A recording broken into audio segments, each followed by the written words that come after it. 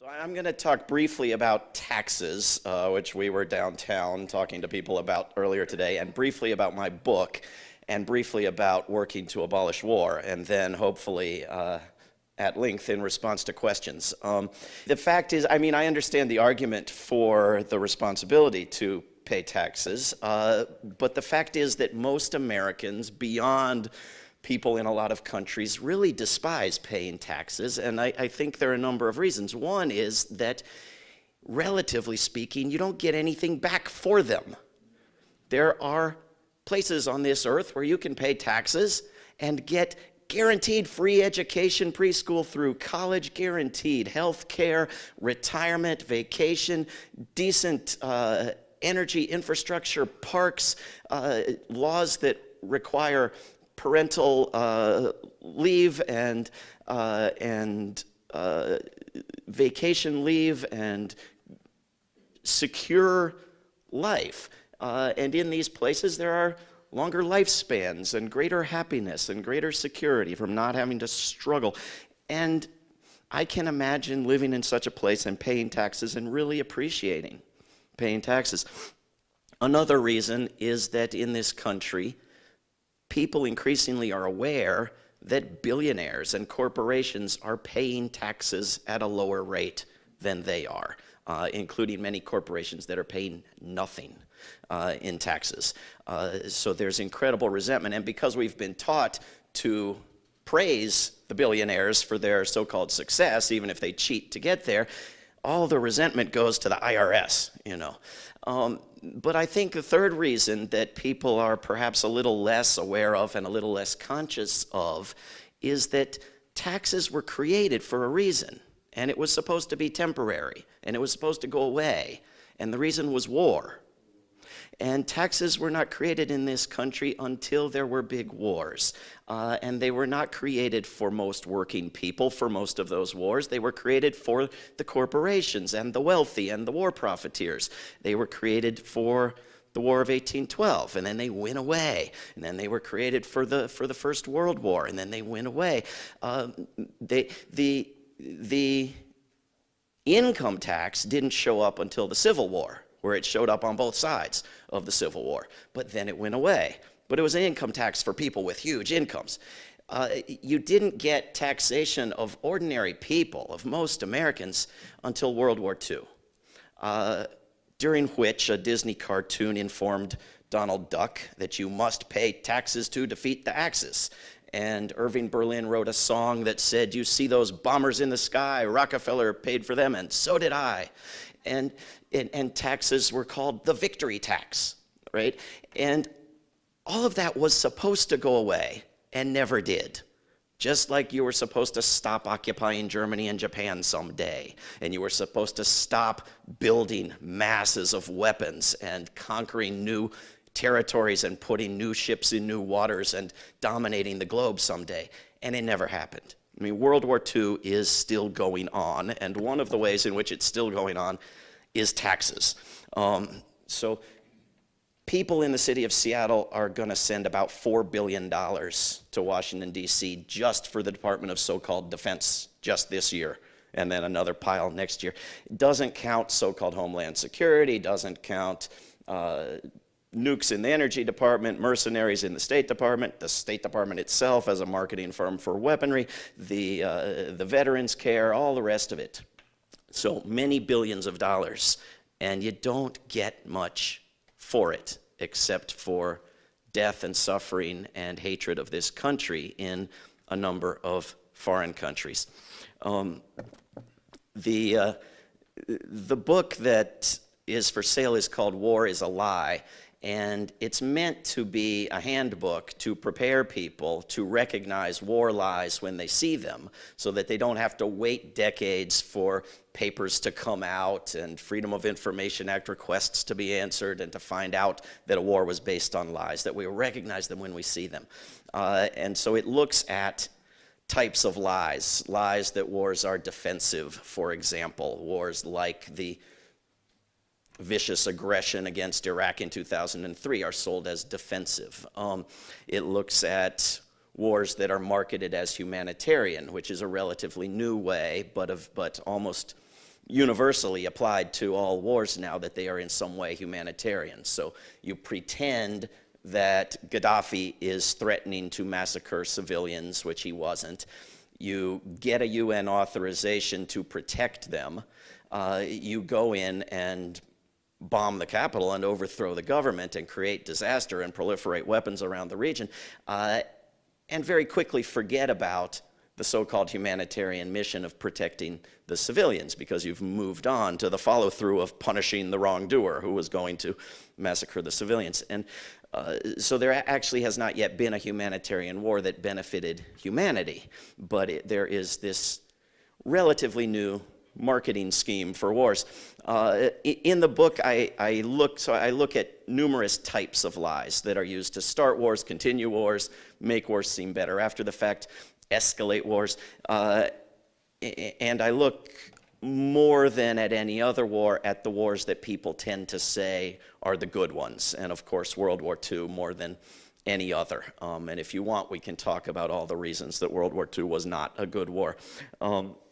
But the US government understands more than history teachers, I think, the value of maintaining the lies and inventing new lies about long past wars. So President Obama is the first president who has declared the war in Korea a success. You know, after decades of it being a futile, stupid draw, they have, the Pentagon has a multi-million-dollar program now to tell lies and exaggerations and beautify the war in Vietnam. And Veterans for Peace is doing a wonderful job of countering some of that, and they've got a paper out on the table here. They're building a World War I monument in Washington, D.C. Of all the stupid wars you can make monuments to. And so then in the book I also look at actual motives, right? So if the wars weren't really to defeat ultimate evil and defend ourselves and protect the civilians and enforce the rule of law and be the global policeman and support the troops. You know, once the war is going, it's for the benefit of the soldiers sent to it to support the troops and continue the war, which, by the way, has not shown up once in a single private email from Hillary Clinton. It's, you know, shows up only in public justifications for wars. There are, you know, beyond all those claims of what the wars are for, there are actual motivations of what wars are for, some rational, some less so, including profits, including geopolitics, including domination and revenge and punitiveness and so forth. And so I look at these types of common motivations that actually seem to justify wars. And we've seen this put to the test in recent years since I wrote the first edition of this book. In 2013, as revealed by Seymour Hersh later, President Obama had committed himself to a massive bombing campaign of Syria and had promised John McCain and other senators on the Hill that this was going to happen. Northrop Grumman understood it was going to happen and was making more missiles as fast as it could, and its profits were through the roof, record high.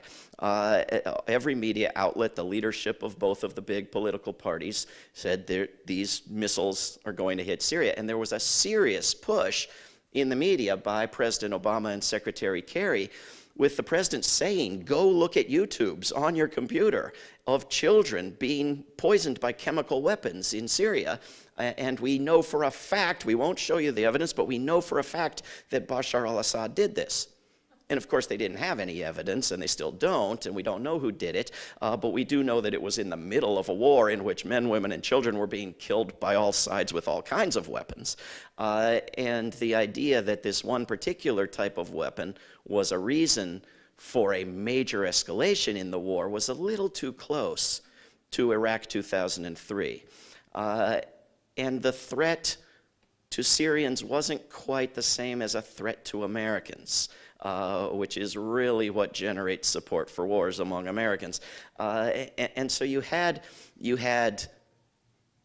Jewish holidays, AIPAC out of town, you had Congress members on leave and speaking at town hall events like this one and being questioned, why should we get in a war on the side of Al-Qaeda? And you had the House of Commons, moved by the British public, say no to a prime minister on war for the first time since Yorktown. And you had enough public pressure build up, more phone calls, more emails, more visits than anything ever, banker bailouts, wars, peace, anything. But fundamentally, it was a question of the previous 10 years of having made Iraq a badge of shame, and Hillary Clinton having been unable to win a primary, having voted for that war. Why she hasn't lost this one yet, I don't know. But the movement that drove so many countries to oppose the war in Iraq and made it illegal at the UN and allowed us to protest it as a criminal enterprise rather than a humanitarian movement for the previous decade, made Congress members say, I don't want to be that jerk who votes for another Iraq. And Obama, as he admitted in the article in The Atlantic recently, reversed his decision and shocked all of his staff and so forth, which is the last thing they ever want to admit, that we had any sort of impact, which we do all the time, but they don't want to admit it. And a year later, the public having stood up against war lies and said, no, we don't want this, and the Congress and the administration having gone ahead with arming proxies and training forces and moved very, very little on any major actual aid campaign or diplomacy or ceasefire or disarmament agreement, everything having worsened. And President Obama having asked the CIA for a report, has arming proxies ever worked? And they having said, well, no, and except for that time in Afghanistan, but there was a little bit of blowback. And President Obama having said, okay, and gone ahead with arming proxies in Syria, and everything having gotten worse, the people who probably would have been put in charge of Syria had that bombing campaign happened, which Hillary Clinton to this day says it should have, and Obama was wrong to call it off, in other words, ISIS, put out these videos of white people and knives, and everybody lost their minds. And now the president wanted to get in the war on the opposite side from what you had a moral responsibility to get in the war on the previous year, plus the same side too. We're going to get in on both sides, actually. And it made no sense whatsoever. And everybody said, oh, okay.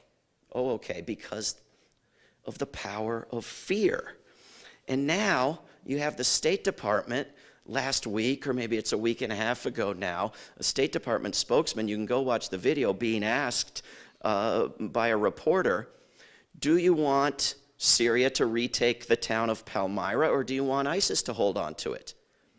And the guy refusing to answer, and ultimately saying, I don't want ISIS to be weakened in any way if it strengthens Syria. Because the priority among the enemy list for the US government remains the Syrian government, which they have managed to scare about 3 Americans of. The priority among the American public that's got them so scared they can barely think is ISIS. Right? And so you have to, everybody imagines the government has the same priorities, but their priority is very different. And so they've been arming Al-Qaeda in Syria for years now.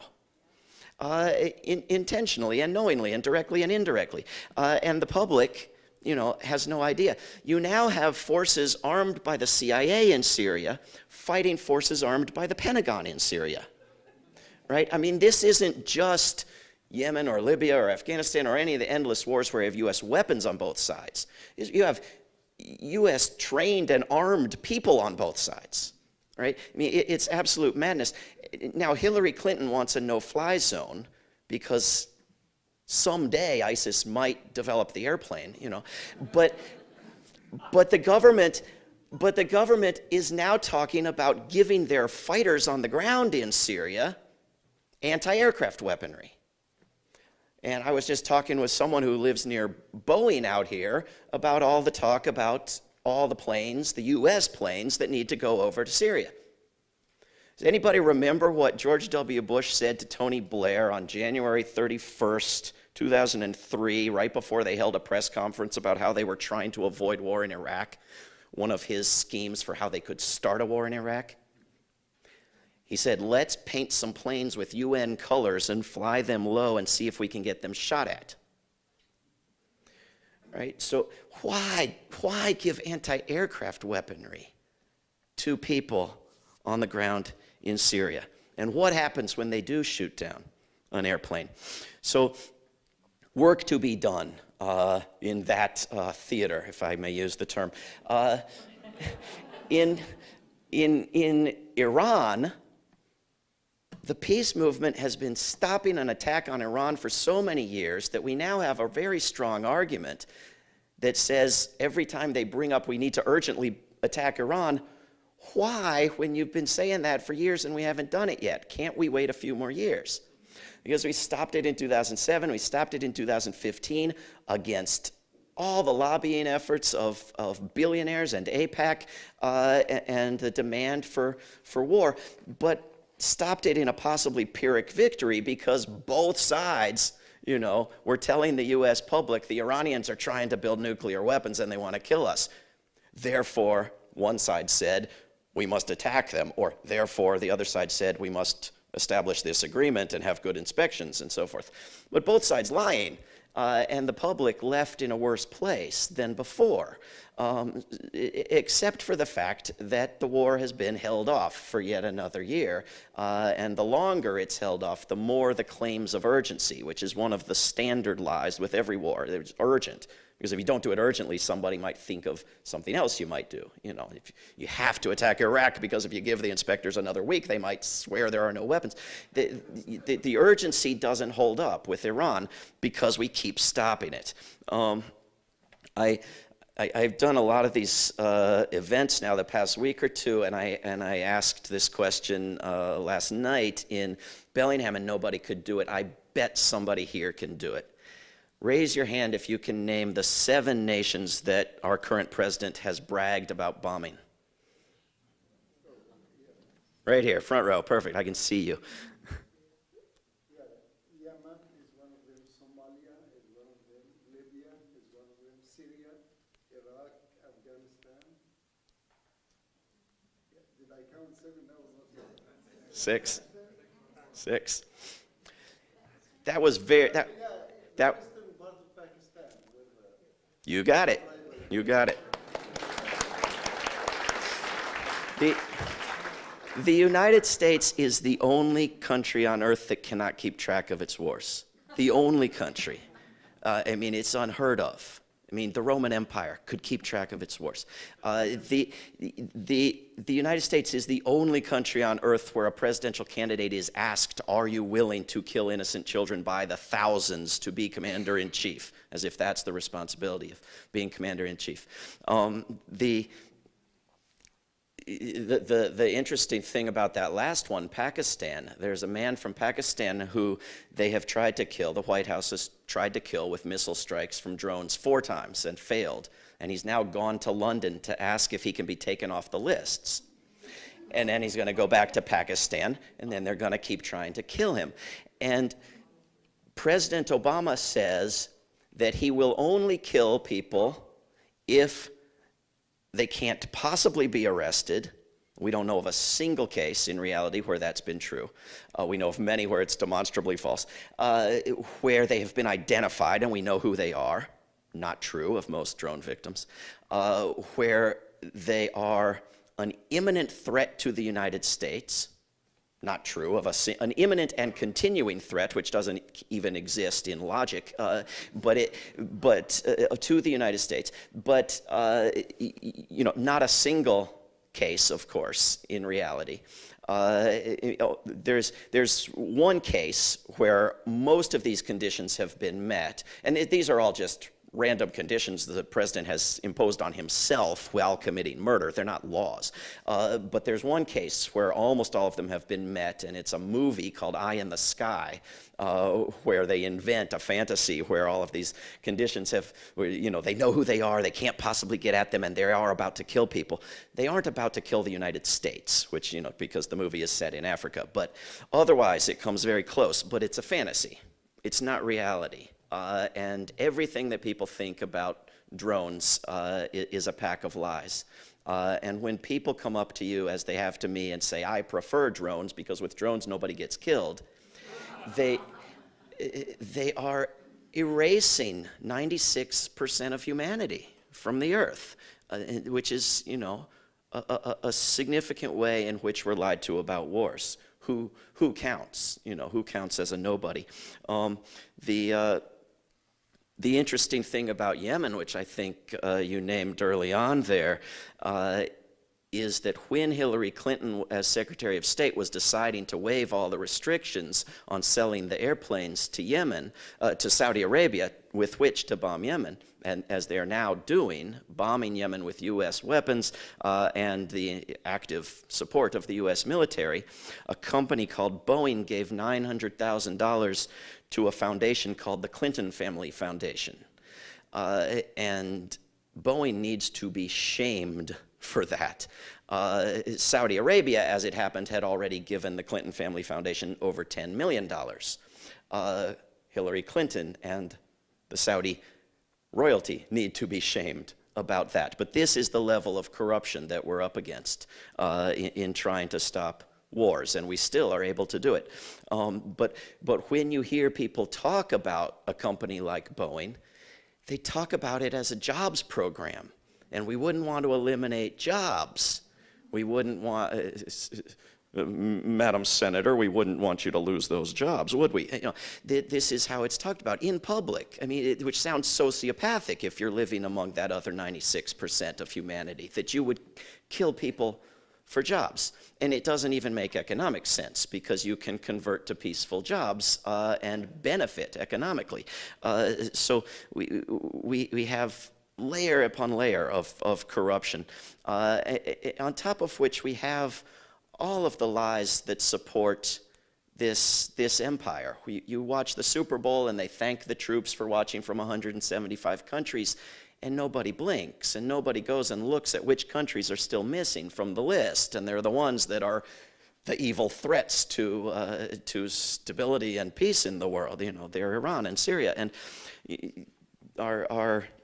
our Veterans for Peace hero, Smedley Butler, said that the United States military should stay within 200 miles of the United States, which would work wonders and cut 90% of military spending. Our current Secretary of so-called Defense, they don't call it war anymore, is on his way to go take a little cruise on an aircraft carrier in the China Sea, where China and the United States / Philippines are disputing a bunch of rocks in the water, and where Chinese island construction and Chinese ship sailing in the China Sea, which is named that for a reason, is considered a threat to the United States and an act of aggression by China. You know, it's madness. It's madness that's out in the open. That's not secret anymore, and assassinations are not secret anymore. It's you know, a drone program that the president signs off on every Tuesday.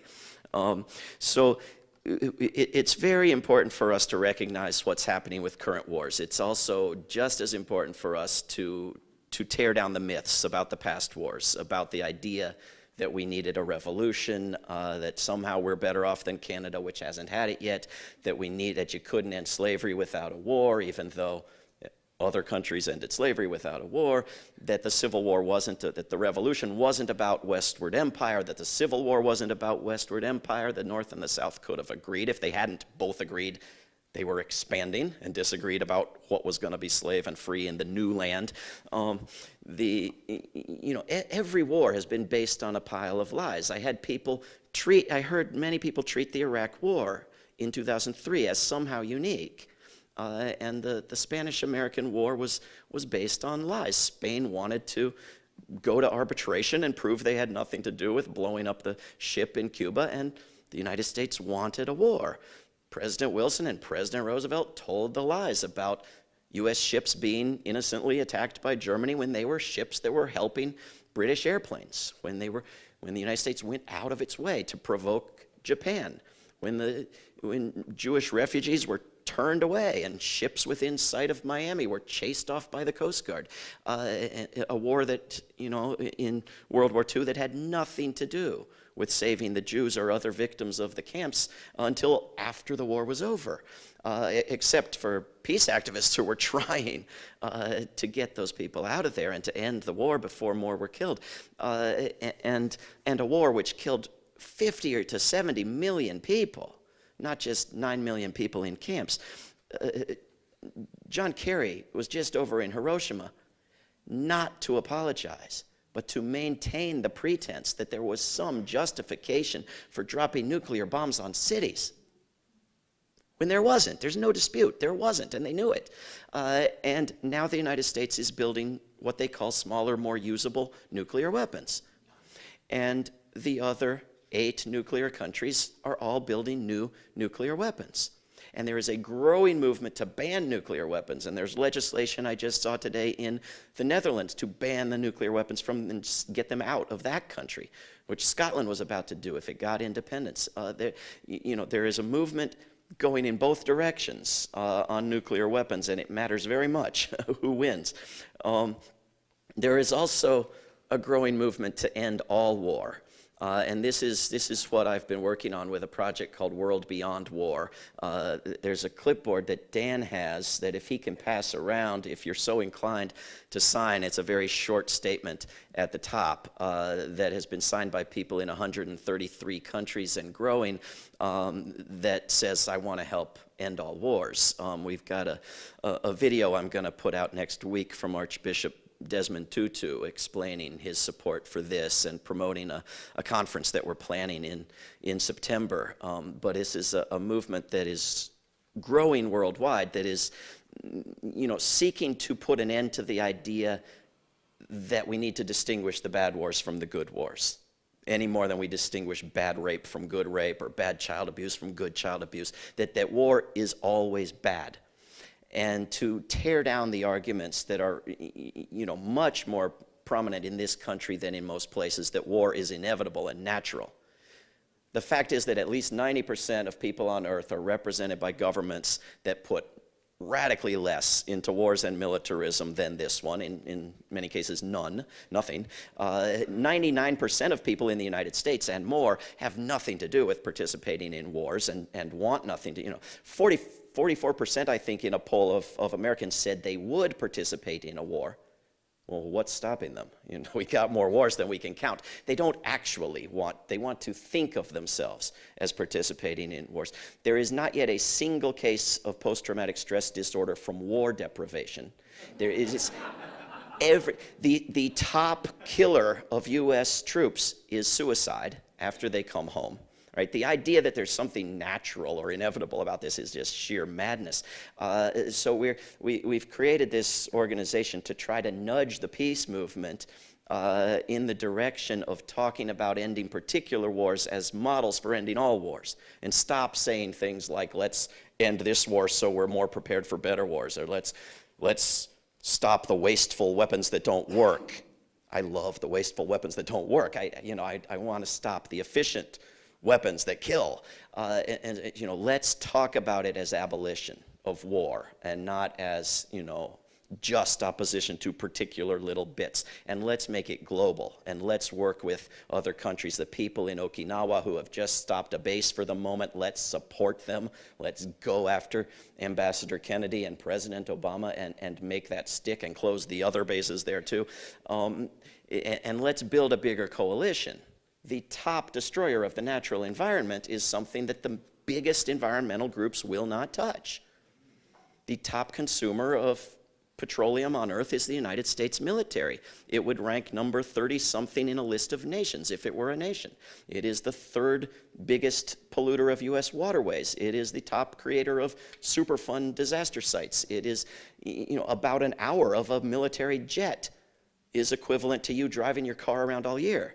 I mean, this is the scale of the destruction of the natural environment. Never mind the landmines and the depleted uranium and the burn pits and the white phosphorus, and the nation of Iraq that has been destroyed permanently will never recover. This is an environmental issue. And the money that is desperately needed to protect the environment is all being dumped into war, unless we were going to start taxing billionaires and corporations. So it's the civil liberties groups that go after torture and assassination and so forth, but not the military spending that creates it. The groups that are going after racism to a greater extent are also willing to go after the militarism that creates the racism about groups abroad that comes back home. But it's also a question of the dollars. I mean, the top way that war kills is not any weapon, but it's by moving the dollars. Tens of billions could end starvation, clean drinking water, green energy, infrastructure, education, in this country and abroad. $1 trillion a year just from the United States on this criminal enterprise. I encourage you to go to worldbeyondwar.org to sign your name there if you don't get the clipboard, and to check out the arguments and give me feedback on what we should improve in the resources there. But we've just set up a contest there where you can help the United States Air Force name its new bomber, and because they created a contest, but you had to be in the Air Force. So we wanted everybody to get a chance, and I cannot decently repeat some of the names that people have, but you can read over 500 or 600 names at this point that have been suggested. And also, probably next week or soon, we will have information about a big conference we're going to have in September on alternatives to war in Washington, D.C., but we're going to be giving people the tools to do similar events everywhere else. And one of the many, many speakers already lined up for that is former Congressman Kucinich. So we will be looking forward to seeing him. And I would love to answer as many questions as I can, and thank you very, very much for coming out.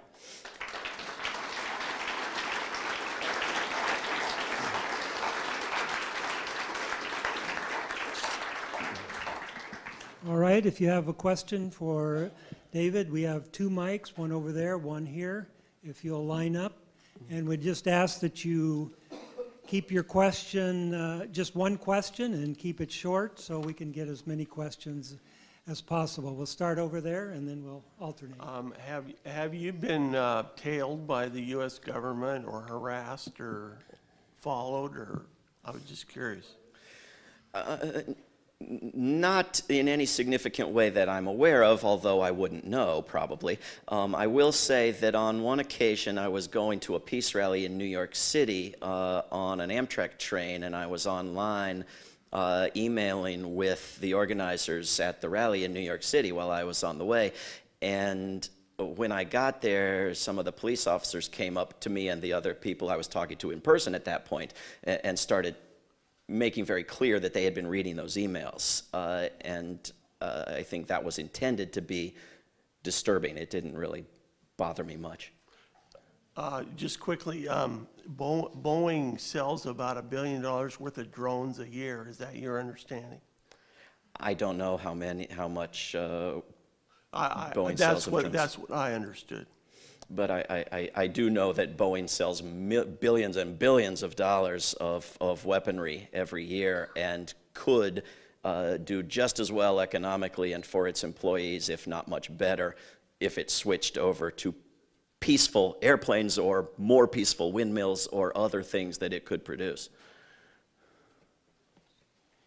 You touched on this a couple times in your opening remarks, whether or not there is a good war. And I frame this in the context when I'm talking with people. They always bring up Hitler, Rwanda, where we should have had our military and saved perhaps hundreds of thousands of lives. So I'm not adequately prepared to answer that question. Well, those are questions that I answer at length in my books. I'll try to answer them briefly here. World War II I touch on quite a lot in War Is a Lie. Rwanda more so in a more recent, shorter book. I mean, more recent than the first edition of War Is a Lie, called War No More. But, you know, I mean, the very brief version on Rwanda is, why do you ignore the U.S. military support and arms and engagement with war-making warmongers in Uganda for the previous 3 years, support for their assassination of the president of Rwanda and the neighboring country, and then refusing to support any UN intervention of any sort when there was a slaughter going on that was going to put those warmongers in power in Rwanda where they stay, and the ongoing support for them taking the war making over into Congo to continue what has become the worst war since World War II, 6 million people dead.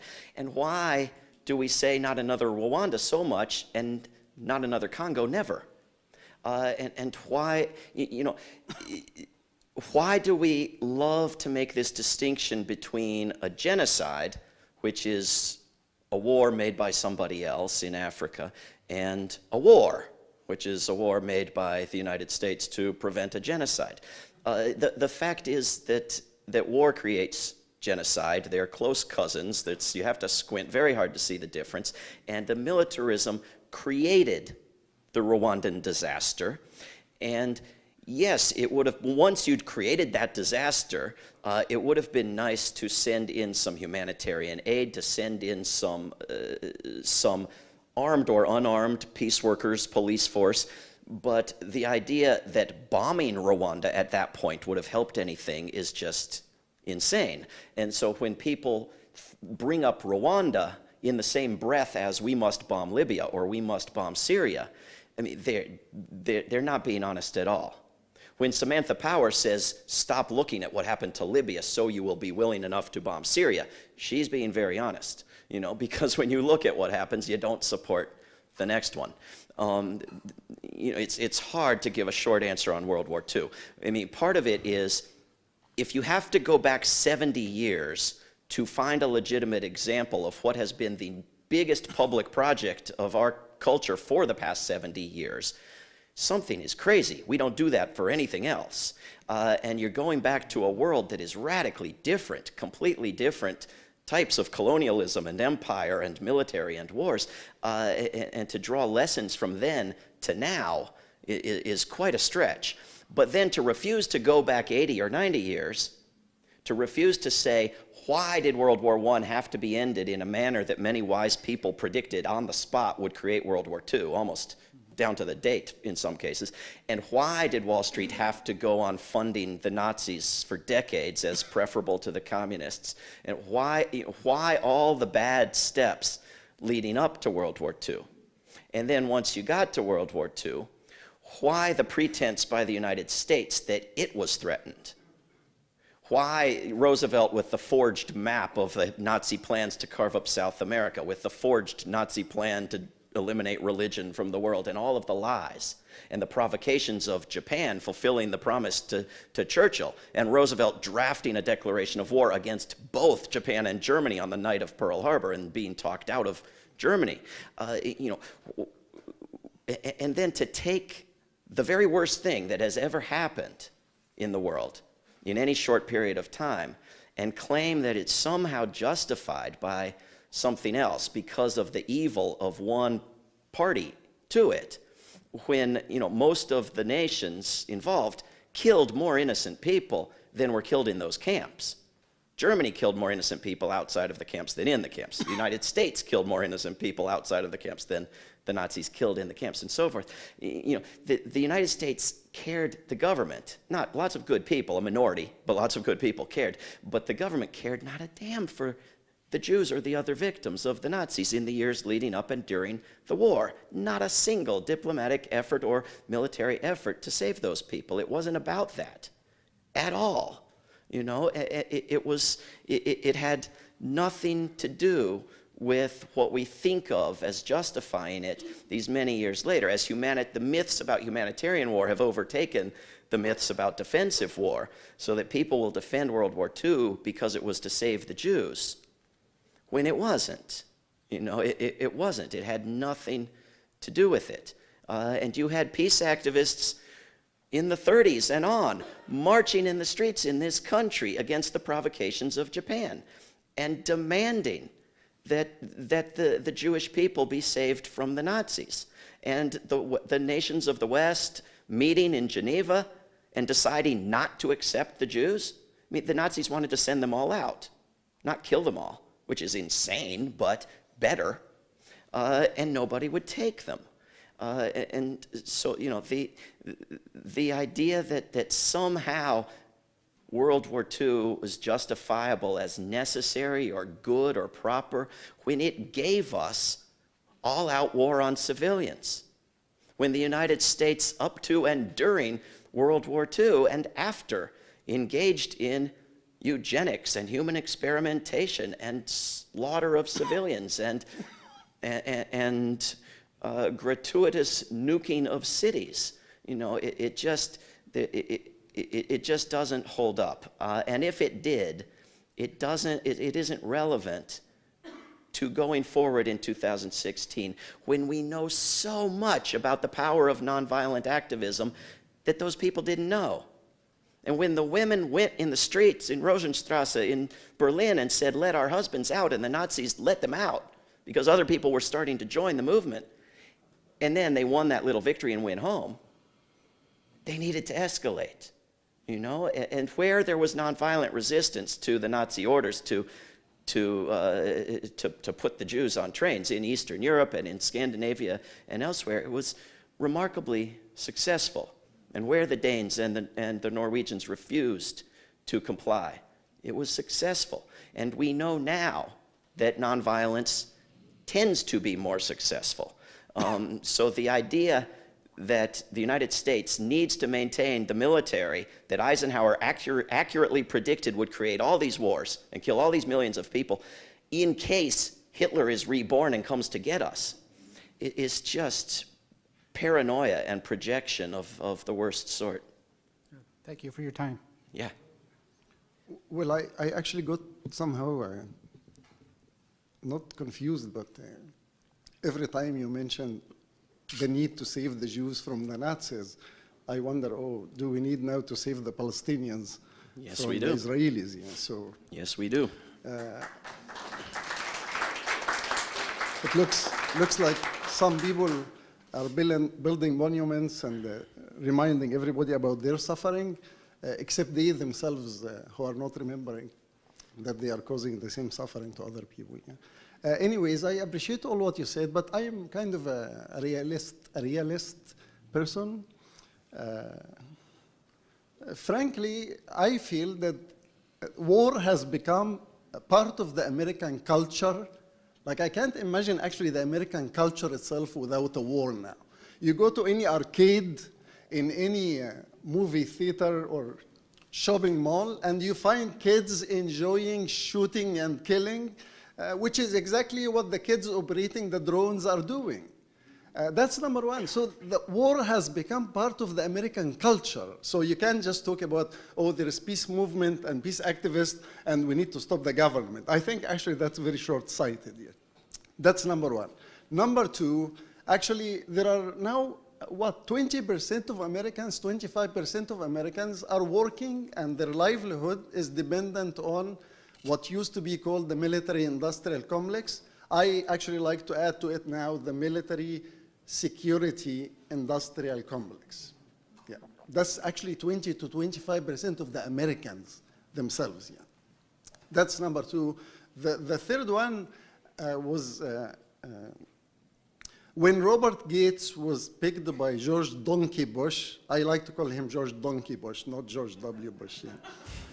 To become the Secretary of Defense. He actually, I read his memoirs, and he was so frustrated when he went to the Pentagon at the beginning that he was trying to talk to the military brass in the Pentagon about the wars in Afghanistan and Iraq, and they had no attention to him because they were actually thinking about the future wars.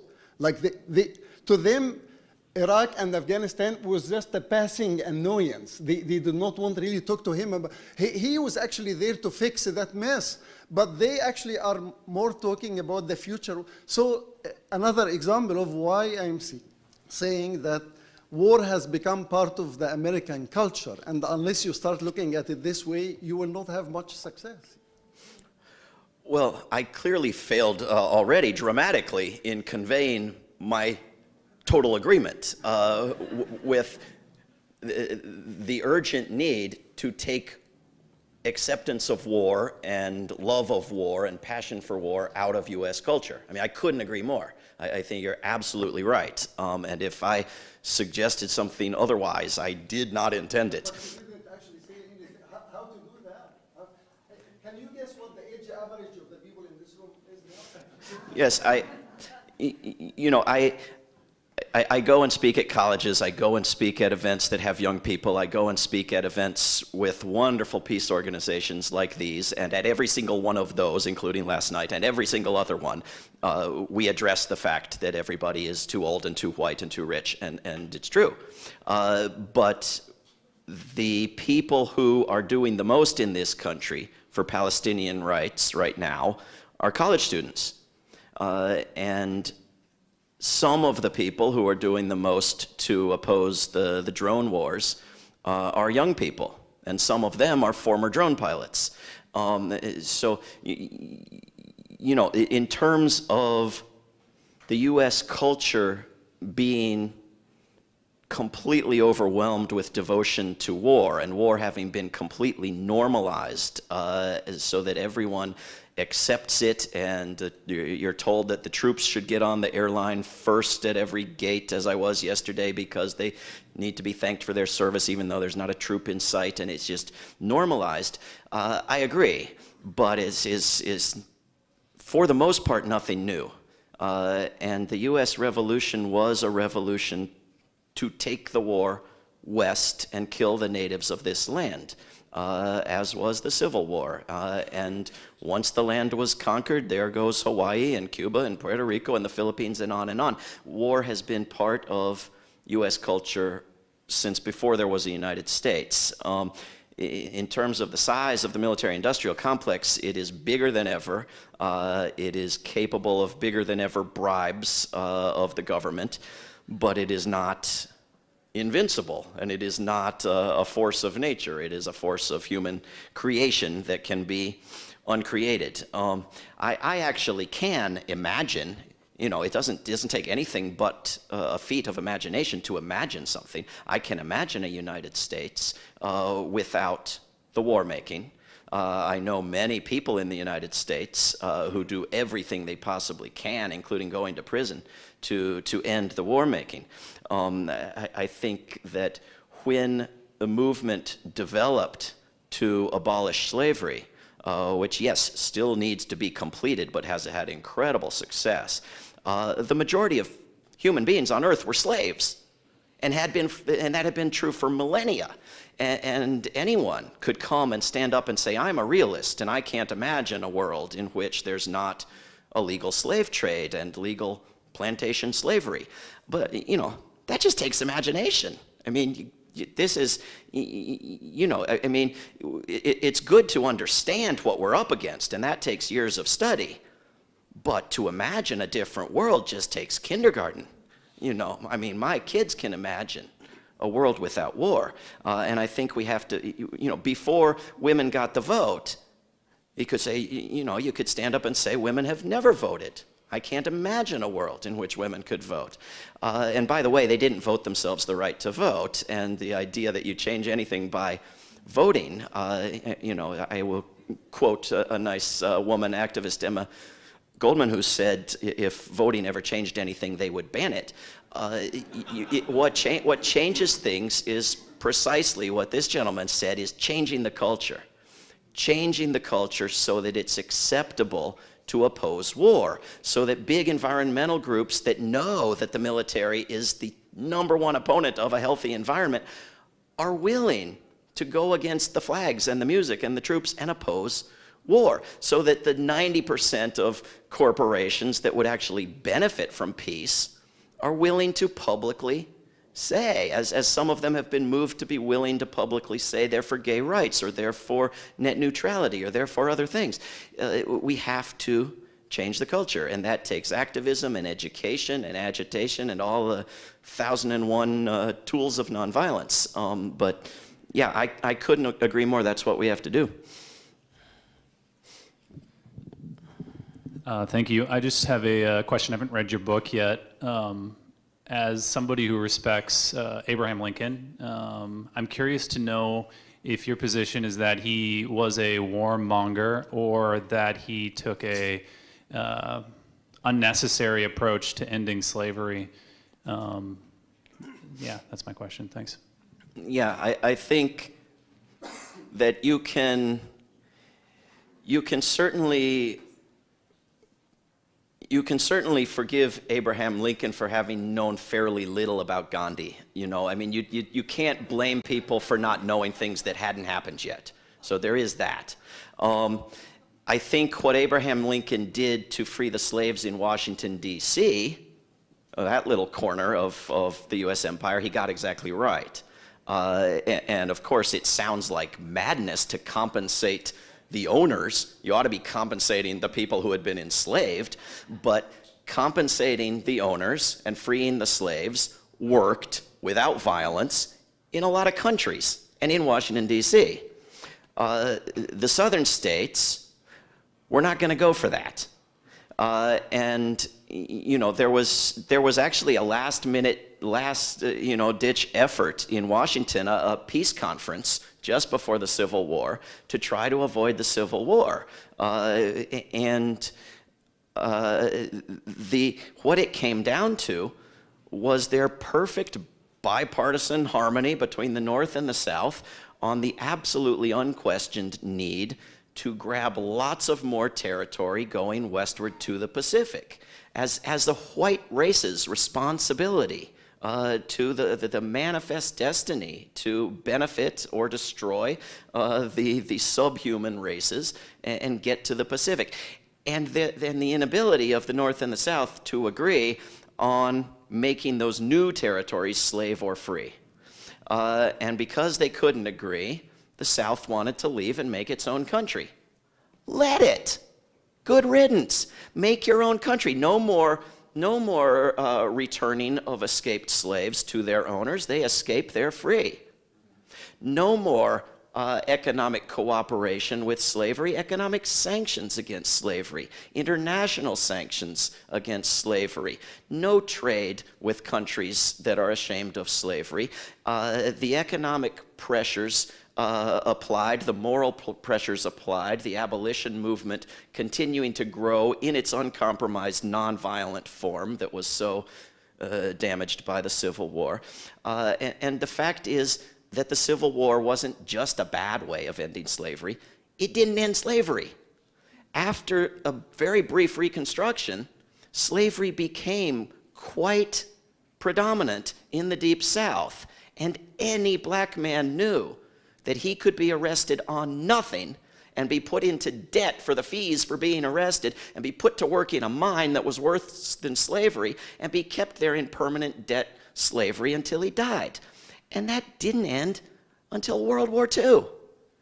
And the resentment and the bitterness and the celebration of war in the former South shows no signs of ending yet. Right? You can't, this is the difference between nonviolent solutions and violent solutions. The violent solutions don't actually end anything, and they create unending bitterness and resentment and hatred. And when you have the Atlanta Journal-Constitution demanding that Japanese cities be burned exactly as Georgian cities were burned, right? Some sort of strange displaced revenge. I mean, this is a symptom of war. This is what you get from war. If the South had left and not come back, and we had two countries or three or four, or Mexico still had its country, maybe give them that back. I mean, you might have a country with better representation. How many people routinely go from Seattle to Washington, D.C. to protest, to exercise their right to bring grievances to the government, right? In London, Paris, Rome, everybody comes from the whole country, and they influence the government. In the United States is too big. And the rest of the United States, outside of the South, votes for peace and Bernie Sanders, by the way, although those are not necessarily equivalents. I think that portions of countries, whether it's the Crimea or South Carolina, have the right to peacefully leave and they should be allowed to leave. And it's not, I'm not trying to be simplistic about allowing anybody to stay in slavery another moment. But the war didn't get them out of slavery. And you didn't have civil rights until you had a nonviolent movement in the 1960s. And I think slavery could have been ended better, which is not, is not to put all the blame on Lincoln, but he was president, and he would not allow a single compromise of any sort with the South. There was gonna be war. Is it your impression from your studying that he wouldn't allow them to secede because he wanted slavery to end, or he wouldn't allow them to secede because he wanted to expand America to the West? So my impression was that he was quite principled and wanted slavery to end, but honestly, I suspect you've done more research on this than myself. So. He said he was opposed to slavery, of course, and we can take him at his word. Thomas Jefferson said he was opposed to slavery while buying more slaves. So some people you don't take at their word. The thing about Lincoln, though, is he said that the South had every right to have slavery, and the federal government had absolutely no say in the matter. But if the South wanted slavery in any new territory, forget it. No way. That was his position on what the law was. Right, and that's why eventually the Emancipation Proclamation freed the slaves, in the places where he couldn't free them. It was after the war that the legislation that's in the recent Lincoln movie was put through that actually ended slavery. Legislation that could have been put through without a war. Now, spread the blame around all sides, but if we want to end fossil fuel consumption, should we first go find some fields and kill each other in large numbers and then end fossil fuel consumption? Or should we just do the thing we want done, right? I mean, it's madness to first have a war. If what Lincoln wanted was union. What Lincoln did was not ending slavery in the South. Whether the South's left or stayed, Lincoln wanted the Union preserved. He wanted the empire intact and expanded. And when the South said, we're leaving, he said, no, you can't.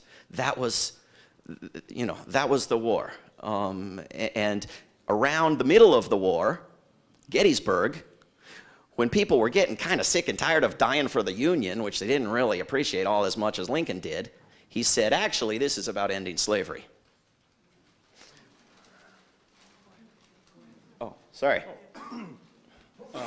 Yeah, we had a couple planes crash into some buildings. We got some questionable things crash into the Pentagon in Pennsylvania.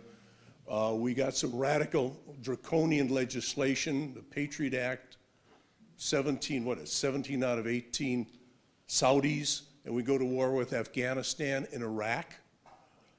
We're raining drones down on 7 countries, probably hundreds of drones raining down. We're moving armored units into Eastern Europe, possibly the Ukraine. This is not provocative. This is not acts of war. Crashed in us, it's an act of war. We drop it on them, it's not, because we decide the rules. How do we stop them from doing that? Drones are not benign. They'll kill you just as easily.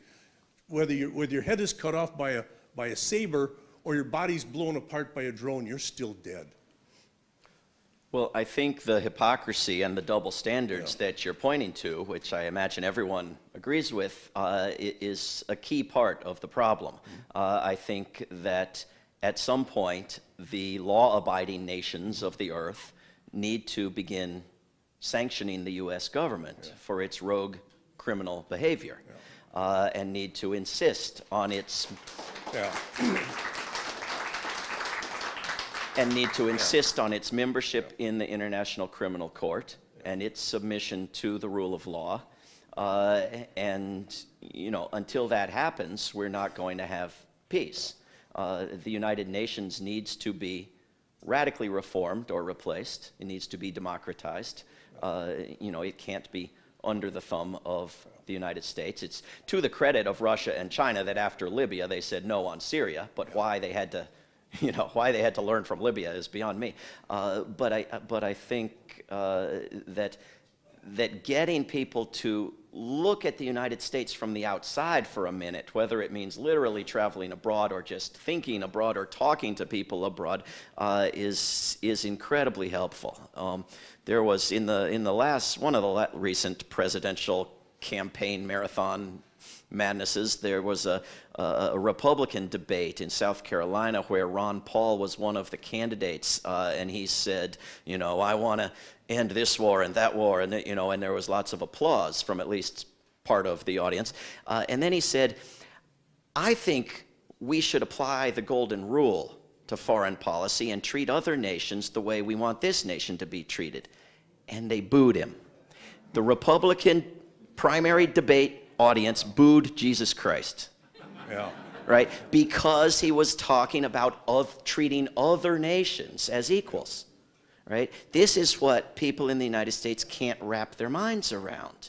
Treating other nations as if they have rights. As if, you know, President Obama talks about respecting sovereignty and only murdering people with missiles in nations where the government has okayed it or the exiled dictator has okayed it, except for, you know, where's the sovereignty for Libya or Syria or Iraq, or, you know, but we have to actually respect other nations and other rights. The United States has to sign on to all the wonderful human rights and anti-war treaties that it's a holdout on, you know? How many nations have not signed the Convention on the Rights of the Child? How many nations do you think have not signed that? It was 3 recently. It is now 1. There is 1 nation that does not think children should have any rights, that does not think laws should be shaped around protecting children, that thinks it's okay to give children life sentences without parole, that thinks it's okay to put children in adult prisons, that thinks it's okay to recruit children for the military. I mean, at some point, we have to say that, you know, we have to recognize. Orwell made a couple of points. He said, people are going to excuse any sin if it's their nation doing it, and they're going to show a remarkable ability to not even find out about it.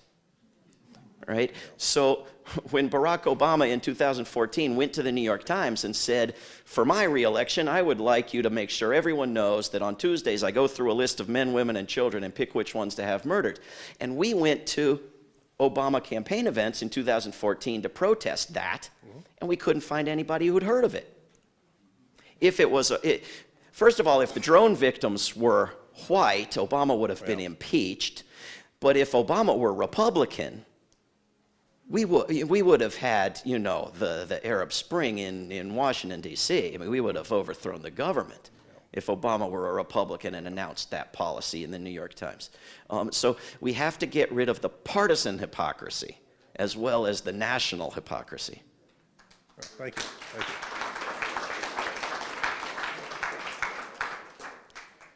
I want to thank you for mentioning Okinawa. I'm trying to build support for the city council here to do what they did in Berkeley and Cambridge, which is pass a resolution standing with the people of Okinawa who've been fighting for 20 years now to keep a new air base from being built over there. And one of the challenges, frankly, is that much of the peace movement is focused on the Mideast to the exclusion of the rest of the world. And I think it's a huge mistake to ignore East Asia. Military budgets are rising all over the region. Japan's far-right government is eviscerating the peace constitution. Our military is back in the Philippines 23 years after they kicked us out. We're deliberately sailing warships close to islands claimed by China. And to be sure, that country and North Korea aren't helping matters. Counting us, that's 3, count them 3 states that have nuclear weapons. So I'm sure that we'll pay attention to East Asia if war breaks out there. But wouldn't it make more sense to pay some attention now while we still have an opportunity to prevent war from happening? Yes, it would make absolute sense. I couldn't agree more. It is where the biggest buildup of U.S. forces and U.S. bases is happening and being attempted, and in certain cases being blocked by incredible popular pressure and political success, as in Okinawa. But it is an incredible struggle. Are you all familiar with Japan's peace constitution that he mentioned? Everybody is? I mean, no. Well, I mean, I think that, you know, one of the big reasons why people around the world should be supporting the Japanese resistance to big new U.S. bases is because Japan has had written into its constitution for 70 years a ban on war. And, you know, even though that was imposed by a U.S. occupation, by the Korean War, the United States was telling Japan to scratch that out and ignore it, and Japan said, no, we like it, we're keeping it. And the same thing in the Vietnam War, and the same thing in the Gulf War and the Iraq War, but Japan started to, you know, slip a little bit. And, you know, somehow they claimed they were going to repair airplanes as their contribution to the coalition of the willing. So they were going to fly airplanes that couldn't fly from Iraq to Japan to get fixed, you know, and then fly them back to Iraq to use them. And now you have an administration in Japan that wants to reinterpret the Constitution so that black means white and peace means war.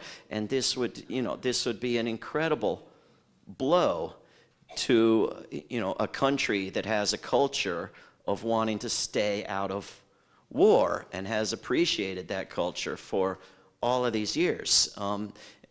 So, you know, when the people of Japan and of Okinawa in particular are standing up and resisting, we got to be helping them with our Congress members in Washington, D.C., when we can go to Okinawa, in global organizations, in city connections. You know, I couldn't agree more. And to look ahead at where the wars are looming, namely with China and Russia and still maybe Iran, is critical for the peace movement. You know, Japan had gone for centuries without war and had flourished, and the United States had encouraged imperialism and militarism in Japan, and in particular, one President Roosevelt had promoted what came back to bite a different President Roosevelt. And for the United States to now be encouraging militarism in Japan, you know, ought to strike a good segment of the U.S. population as insane. I mean, World War II is the event in history, although it's mostly Europe, the European theater. But you know, Japan was part of, you know, the single biggest topic, as far as I can tell, of U.S. entertainment and history. Americans ought to understand that it's madness not to support peace in Japan. They've had the biggest peace rallies in Japan since the Vietnam War this year because of this effort to take peace away from them. So I agree with what you're saying. Thank you. All right, thanks a lot. I've really enjoyed everything I heard. You're an inspiration, and same with all you guys. You guys are restoring my faith in humanity. But you know, the only thing I liked about Ronald, well, two things I liked about Ronald Reagan. One is hair, and two, the fact he consulted an astrologer. But no, I'm serious about that. My question for you is, can you debunk this whole idea that Reagan ended the Cold War with bringing us closer to mutually assured destruction? So that's my question. Thank you. Yeah. Can I debunk astrology first, or? Okay. But he did not dye his hair. He bleached his face. we, you know, a lot of what ended the Cold War was the Soviet Union's spending on militarism, which was insane, but that was not all that ended the Cold War. A lot of what ended the Cold War was disarmament and diplomacy and openings between the Soviet Union under Gorbachev and the United States. The crazy thing about the end of the Cold War is that whether people believed that militarism had been a big part of ending it or not, people believed that the United States had been waging all these wars around the world in Central America and everywhere else because of the communist Soviet Union, and that was all going to end now and we were going to get a peace dividend, which was just fundamentally wrong. The motivation for the wars since the slaughter of the Native Americans was domination of the earth. That was the motivation, and it remained. And when communism vanished, they came up with an enemy that can't end: terrorism. And the wars are now fought against something that cannot go away. But the motivation, when you see the war on terrorism predictably and knowingly increasing terrorism, the motivation is not to end terrorism any more than it was to end communism. The motivation is to dominate the earth and plunder the earth. And I think we have to understand how cruel and insane and evil that is if we're going to go after it. So I don't think Ronald Reagan, who refused to eliminate nuclear weapons when Gorbachev was willing to go all the way on that, is really a peace hero. Right, Star Wars was what Reagan would not give up on. I think, to see him as a peace hero is a little bit crazy. Although I will say, if you go back and watch the debates between Reagan and Bush the First and other politicians of that era, and their talk about concern for Mexican workers and the need to expand rights for immigrants and all this sort of humanity that has just vanished, you get a real sense of the problem of lesser evilism, that when you choose the lesser evil candidate, next time around both of them are more evil than the less evil candidate the time before. And you keep until you get to a point where, going back and looking at Ronald Reagan, he seems like a really sane, liberal person who would never consult an astrologist. Yeah, I was going to ask two questions, but Muhammad stole the first one from me, and you answered with maybe my favorite sentence that all peace activists should be repeating now and then: you have to change the culture. So my first point, you're in Seattle and I'm a localist, so I'm going to make sure you leave knowing one more thing about Boeing. They started down on Lake Union right at the foot of Roanoke. Their first contract was with the Navy to build seaplanes for World War I. They never delivered any of them, but they got paid. The second point about changing the culture is about history. When I was a kid, an Army kid in love with the Army, I wanted to join it, and I got hooked on history. By third grade, I had read the entire shelf, our school had an entire shelf of World War II books by third grade. A little later on, I figured out that the reason there's an entire shelf about World War II is that history starts out being written by kings and generals. And kings are really just former generals. Since then, to my great delight, there's been a lot of other history written about things like agriculture and women and even history of music. One thing that the peace movement has never done in any really effective way is tell its own history. For instance, you were just talking about the Cold War, and the Cold War ended. No, it didn't. The Cold War was won. Who were the victors? We were. We don't claim credit for our victories. The biggest, deadliest war ever was World War III. It was going to kill everybody. It's not even in the history books because we won it, and then we got all busy with stopping the F-18. We should have held a march down Main Street. We should have told everybody World War III is over because we won. When I say this to people in the peace movement, they say, there was no World War III. And I say, stop repeating what I just said. You said, and thank you, yes, there has been no war in Iran. No, that's not quite what happened. What happened was we won.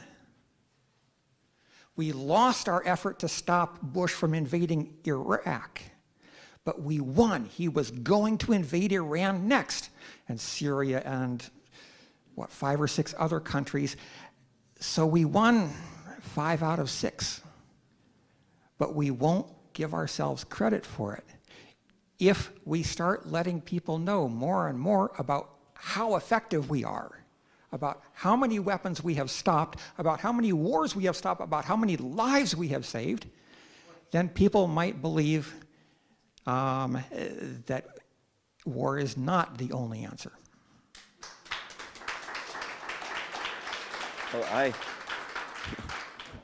Well, I completely agree, of course. And I think the point that people in the peace movement don't celebrate the victories because the corporate media, of course, doesn't celebrate the victories is critical because people aren't even aware of the victories and people have internalized the idea of powerlessness, so they tell themselves they didn't win.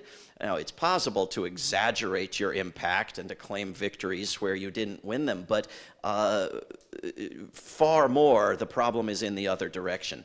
And when people do write history of the peace movement, they often point out small victories that were won without being known at all by anybody, that were completely kept secret. So Lawrence Whitner is very good at this, and he writes about asking the former White House staff what they knew about the nuclear freeze campaign by activists.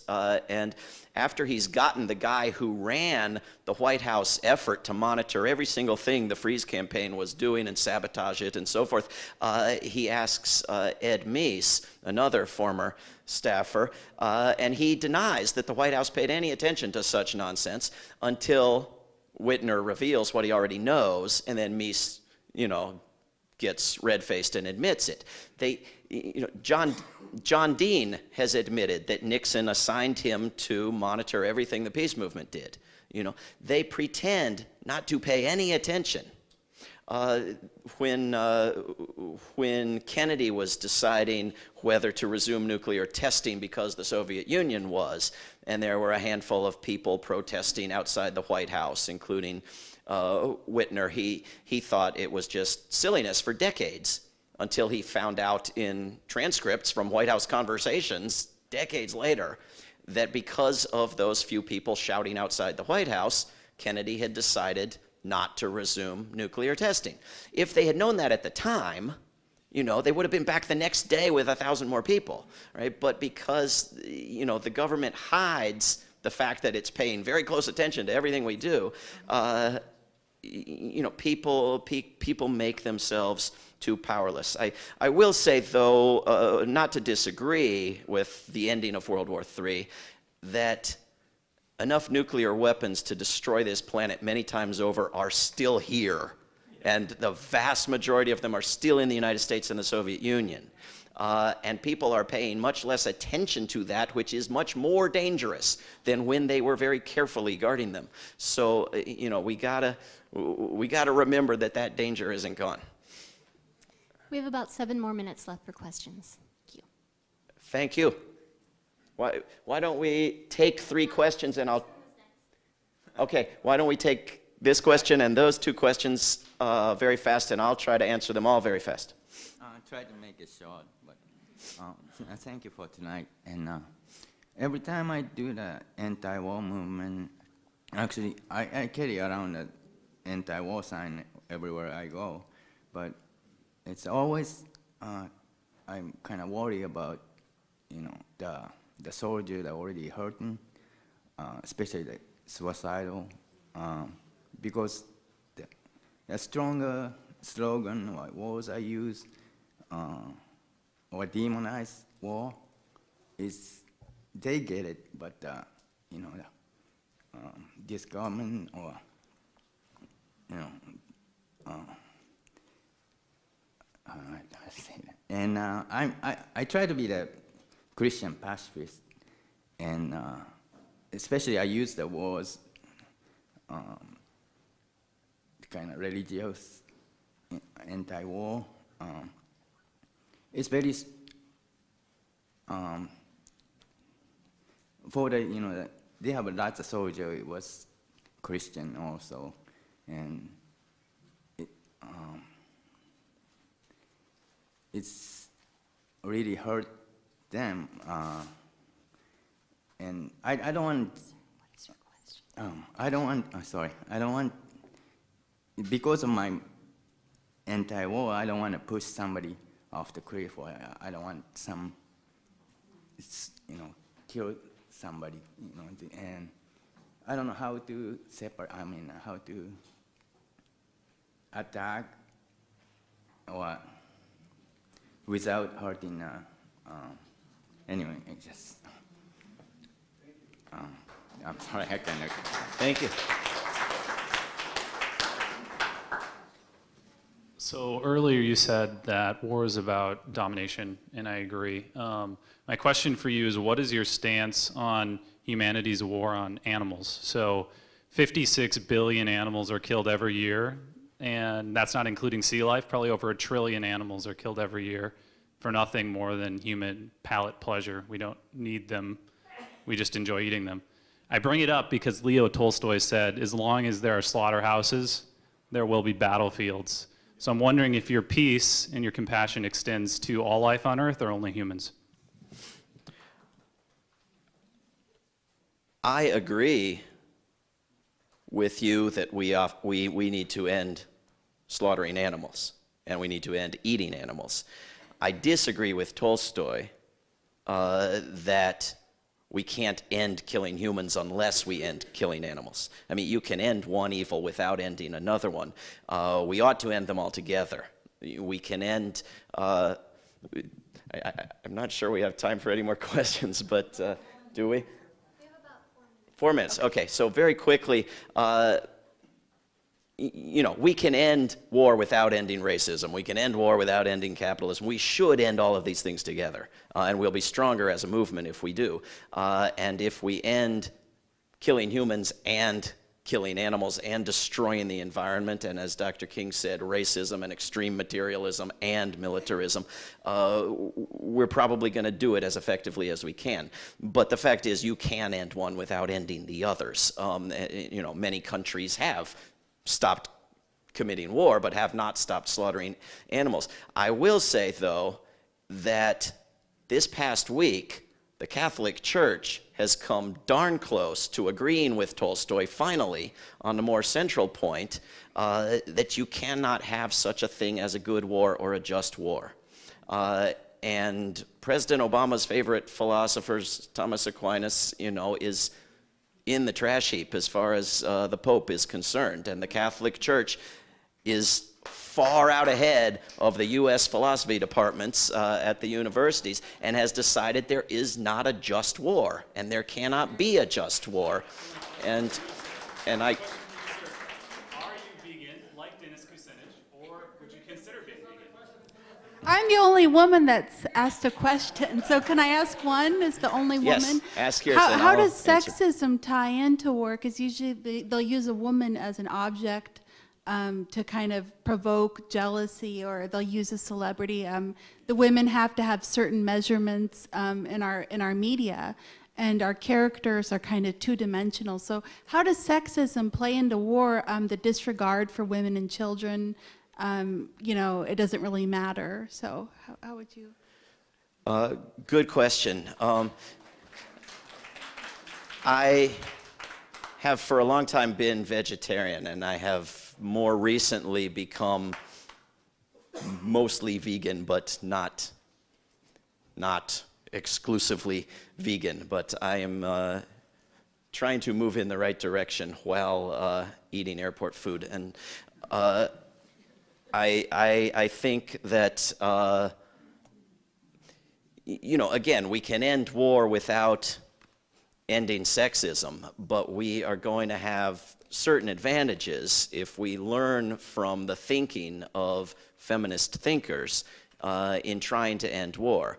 And we, of course, are going to find advantages in nations around the world from empowering women and including women in general policies and peace negotiations and so forth. You know, so you can't just elect a Margaret Thatcher as a token woman and do anything for peace, or another woman I can think of who's running for something, but you can, but if we don't end the twisted, perverse idea that it makes you a better man to back violence, then we're going to have a hard time. So we have to come to an understanding of women and men that learns from feminism and rejects the idea of manlyhood that comes from supporting violence. That's all the time we have. The speaker will be signing books right behind me, and please join me in thanking the speaker. Be open.